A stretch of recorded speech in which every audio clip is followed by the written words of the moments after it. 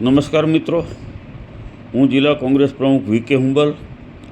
થોડા દિવસ પહેલાં દીપ્તિબેને સલમાબેનને લઈને એક વિડીયો વાયરલ કરેલ છે, જેમાં તેઓ કોંગ્રેસનું નામ લઈ અને વાત કરે છે.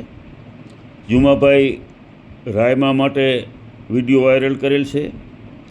ત્યારે મારે એટલું જ કહેવાનું છે કે દીપ્તિબેન કોંગ્રેસના કોઈ સંગઠનના હોદ્દા ઉપર અત્યારે નથી, અને જુમાભાઈ છે એક સમાજના આગેવાન છે, કોંગ્રેસ સાથે પણ જોડાયેલા છે. અને જે અંગે વિડીયો વાયરલ કરેલ છે તે મેટર એક સામાજિક મેટર છે. સામાજિક મેટરમાં જ્યારે સમાજના આગેવાનો કોઈ બાબતે સમાધાન માટે કે પ્રયાસો કરતા હોય ત્યારે કોઈને નારાજગી થયેલ હોય તો તેઓ મનગળત આક્ષેપો કરતા હોય છે. અને આ મેટર એક સામાજિક મેટર હોવાને કારણે જેમાં કોંગ્રેસ સંગઠનને કોઈ લેવા દેવા નથી. બેન શ્રી દીપ્તિબેને પણ જ્યારે સલમાબેને પોતે કીધેલું હોય કે અમારી ગેરસમજણ થયેલ હોય એવો વિડીયો પણ વાયરલ જ્યારે થઈ ગયેલો હોય ત્યારે આ મેટરને આગળ વધારવાની કોઈ જરૂરિયાત જ નહોતી.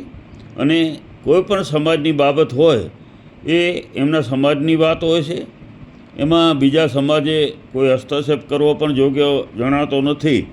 અને જુમાભાઈ એક સમાજના આગેવાન પણ છે, વરિષ્ઠ કોંગ્રેસના પણ આગેવાન છે, અને એમને ક્યાંક ને ક્યાંક એમના હાનિ થાય અથવા તો એમની ઇમેજ ખરડાય એવો કોઈ પણ વિડીયો આપણે મૂકવો જોઈએ નહીં.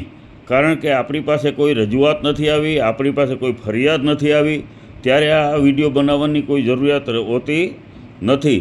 જેથી જે વિડીયો વાયરલ કર્યો છે અને જેમાં પોતે એક કોંગ્રેસના કાર્યકર્તા તરીકે જ્યારે વિડીયો વાયરલ કર્યો છે ત્યારે મારે એટલું જ કહેવાનું છે કે પક્ષના આની સાથે કોઈ લેવા દેવા નથી.